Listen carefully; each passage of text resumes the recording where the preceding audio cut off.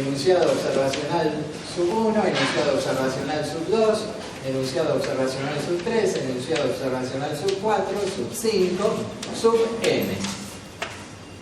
O sea, realizan observaciones, o sea, para el verificacionismo, para el inductivismo ingenuo estrecho, la investigación científica comienza con la observación pura de los hechos. No hay teorías previas, no hay ideas previas, no hay conocimientos previos. Comienza con la observación pura de los hechos. Cada observación que realiza el investigador la traduce a un enunciado observacional. Estos enunciados observacionales son singulares, ¿no? Singulares y son verdaderos. ¿Por qué verdaderos? Por el criterio de verdad como correspondencia. Estos enunciados son singulares, son observacionales, enunciados observacionales singulares, verdaderos. Observacionales porque son producto de una observación de un hecho. Singulares porque ese hecho se da en un momento y en un lugar determinado. Verdaderos porque el investigador lo comprobó empíricamente. Hay una coincidencia entre lo que dice el enunciado observacional y la realidad que él advirtió. Bueno, este investigador, ¿se acuerdan que para los que estuvieron que yo puse el ejemplo de los loros verdes? ¿No? Un biólogo que observa loros verdes en Misiones, que observa loros verdes en el Paraguay, loros verdes en el Mato Grosso, loros verdes en el Amazonas, loros verdes en Colombia, loros verdes en Venezuela, ¿no? Entonces, cada una de esas observaciones, ¿no? Observé loros verdes en Misiones, observé loros verdes en el Paraguay, observé loros verdes en el Brasil, las traduce a un enunciado observacional singular verdadero. ¿Qué hace luego? Toma como premisas de un razonamiento inductivo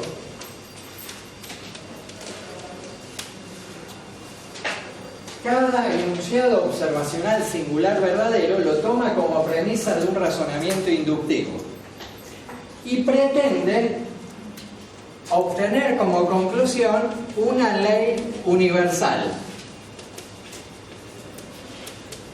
El inductivismo ingenuo o estrecho se sostiene en dos principios. Uno lo dijimos recién. La ciencia comienza con la observación pura de los hechos. El segundo principio que sostiene el inductivismo ingenuo o estrecho es el razonamiento inductivo garantiza la obtención de leyes universales.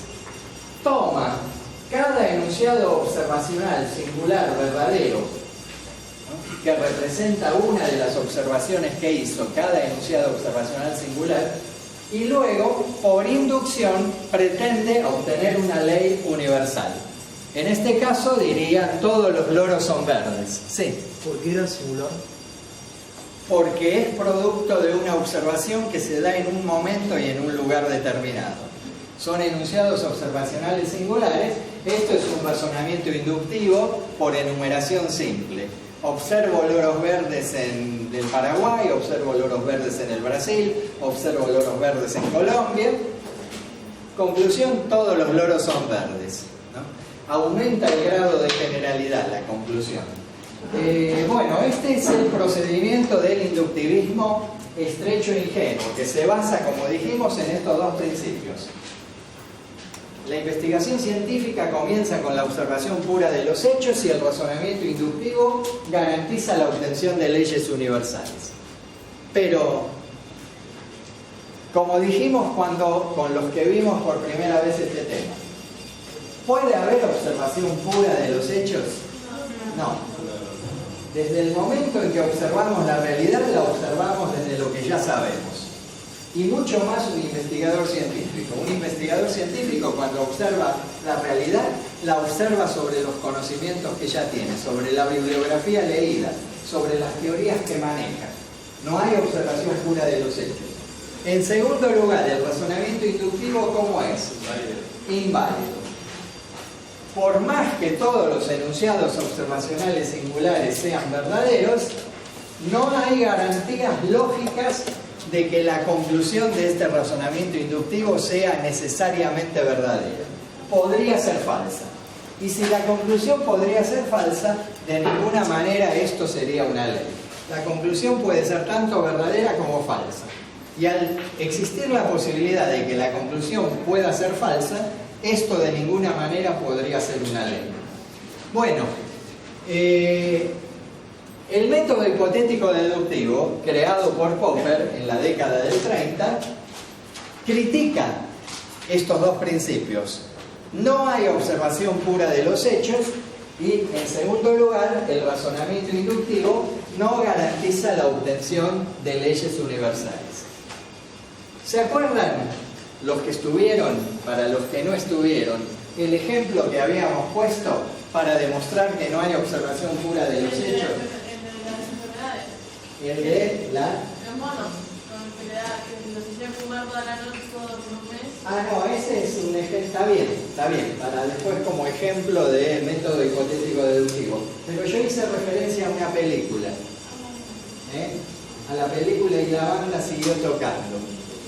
Que había una alumna que la había visto, ¿no? De toda la clase una alumna la había visto. ¿No se acuerdan los que estuvieron en aquella clase? Claro, esa película trataba sobre la investigación del SIDA. Las primeras investigaciones que se hacen en Estados Unidos entre 1977 y 1981 con los primeros pacientes del SIDA. ¿Se acuerdan? Que yo conté en las primeras escenas de la película vienen los análisis de sangre del laboratorio a los médicos, los análisis, los hemogramas, los análisis de sangre en general, y los médicos cuando leen los resultados dicen no puede ser. Mandan los análisis de nuevo al laboratorio porque piensan que están mal hechos. ¿Te acordás? ¿Qué era lo que pasaba? Que no, que serían igual los análisis. No tenían, ¿qué cosa no tenían? No tenían claro, las células fundamentales del sistema inmunológico. Los linfocitos T, que son un tipo de glóbulos blancos, que son los fundamentales en el sistema inmunológico. Ningún adulto pudo llegar a esa edad, ningún ser humano pudo llegar a adulto sin tener linfocitos T. Nunca antes la medicina se había enfrentado con una situación igual. No puede ser, decían los médicos, no puede ser. Entonces, vean ustedes, no hay observación pura de los hechos. Ellos están observando los resultados de los análisis de sangre desde lo que ellos ya saben. Y entonces esa situación produce un desfasaje entre lo que saben y lo que está ocurriendo. Eso no es observación pura de los hechos. Eso es una observación condicionada por las teorías que ellos ya manejan. Entonces, decíamos que para el método hipotético deductivo, la investigación científica no comienza con la observación pura, comenzaba con un problema. Y un problema científico consiste en eso, en el desfasaje, en la no concordancia entre lo que se sabe y lo que está ocurriendo. ¿Y qué hacen los científicos para dar respuesta a ese interrogante? ¿Qué proponen? ¿Por qué se llama hipotético deductivo? ¿Qué proponen? Hipótesis. Proponen hipótesis. Y ahora sí, el ejemplo sirve, el ejemplo ese de los monos fumadores, ¿no? Para los cuales Lisa Simpson hace manifestación, ¿no? Bueno, el método hipotético deductivo no comienza con la observación pura de los hechos, comienza con un problema que hay que resolver y para resolverlo se postulan hipótesis. De estas hipótesis se desprenden consecuencias observacionales. Sí. Las hipótesis esas que serían generales. Sí, para, digamos, didácticamente, para enseñar este tema, todos los autores simbolizan con H las distintas hipótesis, pero hay derivadas, hay auxiliares, hay ad hoc, ¿no? Pero acá... Digo, una hipótesis puede ser básica o... Acá trabajamos con la fundamental, didácticamente, pero hay derivadas también, ¿no? Pero trabajamos con la fundamental, didácticamente. Claro, pero siempre son siempre hay hipótesis de todo tipo cuando se hace una investigación. Pero enunciados empíricos básicos no puede haber, como con eso. Por eso no puede ser un colegio. Se deducen de las hipótesis, sí. Ahora en el medio hay otras hipótesis, pero didácticamente hablamos de la más general y el enunciado básico. Bueno, entonces, ¿cómo procede? ¿Cómo se relaciona eso con el tema de spoilers? Muy inoportuna tu intervención, disculpame, ¿no? Porque estamos en medio de una explicación de otro tema. Para la próxima y para todas las demás materias, cuando un profesor está explicando un tema y no lo ha terminado, no lo interrumpas, preguntando por un tema que no tiene nada que ver con lo que se está viendo. Hipótesis, hipótesis, y conjunto de hipótesis, son teoremas. ¿Parece que es un teorema? No. Esto es ciencia fáctica. Ahora entiendo lo que querés decir vos. Esto no tiene nada que ver con sistema axiomático. Pero tiene que ver con una pregunta que me hizo alguien acá de esa pirámide. Alguien me preguntó, bueno, tiene que ver con eso. Hay autores que consideran que el método hipotético deductivo, que después lo vamos a repasar, vamos a hacer esa pirámide, ¿no?, deductiva, que es una analogía, es comparable con lo que se hace en ciencias formales, la deducción de axiomas a teoremas. Que la deducción de consecuencias observacionales a partir de hipótesis tiene similitud, dicen estos autores, con la deducción de axiomas a teoremas, pero nada que ver una cosa con la otra. La deducción de teoremas a partir de axiomas es el método de la ciencia formal. Eso es la deducción de enunciados observacionales a partir de hipótesis. Hay autores como Nagel, ¿no?, que está en la línea de Hempel, que considera que esta deducción es similar a la otra. Y entonces ellos dicen que una teoría científica es una especie de sistema axiomático con contenido empírico. Era eso lo que... Entonces, sí, discúlpame, entonces está bien tu pregunta, pero tendrías que haber dicho eso, ¿no? Pero está bien. Estos autores, Nagel, que pertenece a la corriente confirmacionista, considera que una teoría científica de la ciencia empírica tiene similitud con un sistema axiomático. Así como en el sistema axiomático se deducen teoremas a partir de axiomas, en la teoría empírica se deducen consecuencias observacionales a partir de hipótesis. Hay un proceso deductivo, ¿no?, de mayor a menor. Pensé que querías una explicación del sistema axiomático. Ahí sí ya me volví al loco.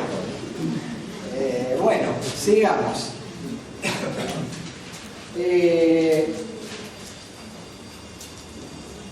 Así empieza a trabajar el método hipotético deductivo. Propone hipótesis y deriva consecuencias observacionales. En realidad, lo que hace el método hipotético deductivo es una reconstrucción lógica de los pasos de una investigación.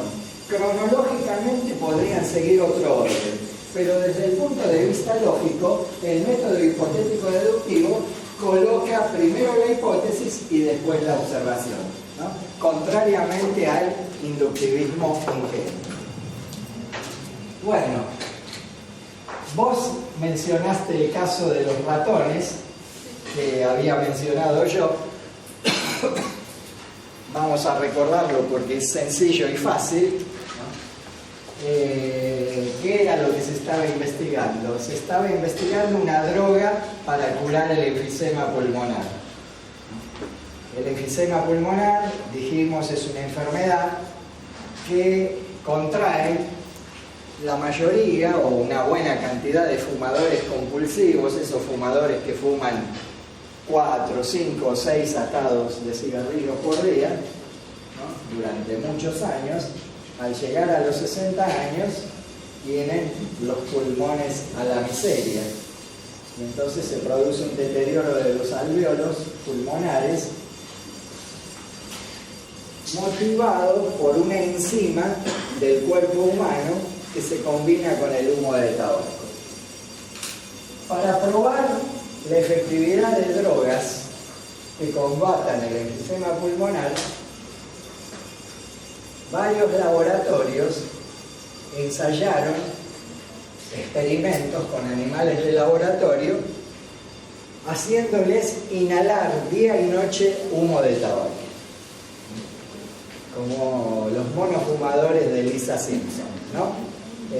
Animales de laboratorio, ratones, perros, gatos, monos, cobayos, que día y noche se los somete a aspirar humo de tabaco hasta que se enferman de enfisema.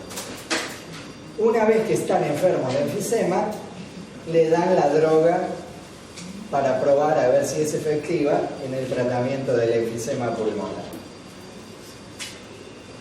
Muchas gracias. Gracias. Parece que el que tuviera enfisema soy yo.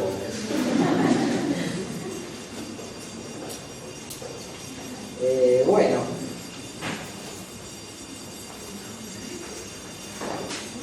el razonamiento lógico es deductivo, previo a ir a la observación y a la experimentación. Primero se razona en la mente de los investigadores, contrariamente al inductivismo ingenuo que empieza con la observación. Y luego viene el razonamiento. Acá primero viene un razonamiento deductivo. De la hipótesis se deducen consecuencias observacionales. ¿Y a eso lo llamamos contrastación? Todavía no. El segundo paso es la contrastación. Contrastación es el testeo, someter a prueba la hipótesis, pero todavía no lo están haciendo. Ellos están pensando hacerlo. Todo esto es teórico, es a nivel teórico. Ellos razonan así: si es verdad que la droga X cura el enfisema, entonces los ratones de laboratorio enfermos que reciban la droga X se curarán. La hipótesis es un enunciado general y las consecuencias observacionales son singulares o muestrales. La hipótesis es un enunciado general. La droga X cura el enfisema pulmonar. ¿Por qué es un enunciado general? Porque lo cura siempre y en todos los pacientes. Es general, para todos. La droga X cura el enfisema pulmonar. Lo cura siempre y en todos los pacientes. Pero no se puede probar la droga X en todos los pacientes. Entonces se piensa hacer un experimento de laboratorio. Se piensa darle la droga X a esos animales de laboratorios que previamente se los enfermó haciéndoles inhalar humo de tabaco. Si es verdad que la droga X cura el enfisema pulmonar, entonces los ratones de laboratorio que recibieron la droga X se curarán. Los ratones de laboratorio enfermos que recibieron la droga X se curarán. Las consecuencias observacionales son los efectos observables esperados que deberían ocurrir en caso de que la hipótesis sea verdadera. En caso de que la hipótesis sea verdadera, si se hace un experimento de laboratorio, se espera que ocurra O. O son los efectos observables esperados, ¿no?, que han de ocurrir en caso de que la hipótesis sea verdadera. Bueno, ¿qué puede ocurrir? Pueden ocurrir dos cosas. Que se enferme la mayoría de los pacientes, no todos. Claro, no puede ocurrir más de dos cosas acá. O los ratones se curan, o los ratones no se curan, ¿no? No puede ocurrir otra cosa. Bueno, vamos a ver el razonamiento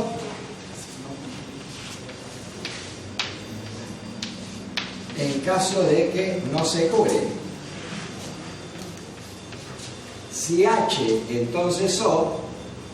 Si es verdad que la droga X cura el enfisema pulmonar, entonces los ratones se curarán. Los ratones enfermos se curarán. Los ratones enfermos no se curan. Supongamos que el experimento fracasa. Los ratones enfermos no se curan. Por lo tanto, no es verdad que la droga X cura el enfisema pulmonar. ¿Qué forma es esta? Modus tollens. Modus tollens. Si P, entonces Q. No Q, por lo tanto, no P. Modus tollens. Negando el consecuente, queda negado el antecedente. Popper dice, el modus tollens es el esquema lógico de refutación de las hipótesis. Las hipótesis se refutan por modus tollens. Sí. ¿Qué tiene que ver eso con la estructura de la teoría fáctica? No, es lo que preguntó él. Después lo vemos. Es la pregunta que hizo él. Es la pirámide. Ah, sí, no. Esto quedaría englobado dentro de esa pirámide. Sería la pirámide esa en funcionamiento. Pero didácticamente trabajamos con una sola hipótesis. Es la pregunta que hizo ella, ¿no? Porque si no, acá tenemos... Después, cuando yo le explique a ella, vamos a ver cómo funciona en la práctica con hipótesis ad hoc y con hipótesis auxiliar. Bueno, este es el esquema lógico de refutación de hipótesis. Cuando las consecuencias observacionales resultan desfavorables a la hipótesis queda falsada, queda refutada. Y en esto están de acuerdo tanto Popper como Hempel. En esto están de acuerdo los confirmacionistas y los falsacionistas. Todos los hipotéticos deductivistas están de acuerdo que acá se refutó la hipótesis. Sí. Se dice si tiene hipótesis auxiliares, por eso no se refuta. Claro, no, pero vos querés ver todo en un mismo caso, ¿no? Y didácticamente no se puede ver. Si acá metemos una hipótesis ad hoc, enseguida le contesto a ella y te voy a contestar indirectamente a vos. Si acá metemos una hipótesis ad hoc, evitamos la refutación. Porque Después enseguida lo vemos. Yo no sé si lo vimos en su momento o no lo llegamos a ver eso, pero enseguida lo vemos. No lo metamos acá porque si lo metemos acá, la mayoría no entiende después qué es lo que pasó acá. Vamos a verlo aparte, lo de hipótesis ad hoc. Así está explicado en el programa, porque si lo metemos todo en un mismo caso, no se entiende. Bueno, decía, acá están de acuerdo los dos hipotéticos deductivistas, Popper y Hempel. Confirmacionistas y refutacionistas están de acuerdo que cuando no se dan las consecuencias observacionales esperadas, la hipótesis queda refutada. Lo que no van a estar de acuerdo, en lo que no van a estar de acuerdo, es en lo siguiente. Si las consecuencias observacionales se cumplen. ¿Qué forma de razonamiento es esta? No, no es modus ponens. Falacia de afirmar el consecuente. Falacia de afirmar el consecuente. Vean ustedes. Si es verdad que la droga X cura el enfisema pulmonar, entonces los ratones enfermos que reciban la droga X se curarán. Los ratones se curan, por lo tanto, la droga X cura el enfisema pulmonar. Pero esta forma es inválida. ¿Qué podemos decir sobre esta hipótesis? ¿Podemos decir que está verificada? No. ¿Se acuerdan que hicimos la distinción verificar, confirmar, corroborar?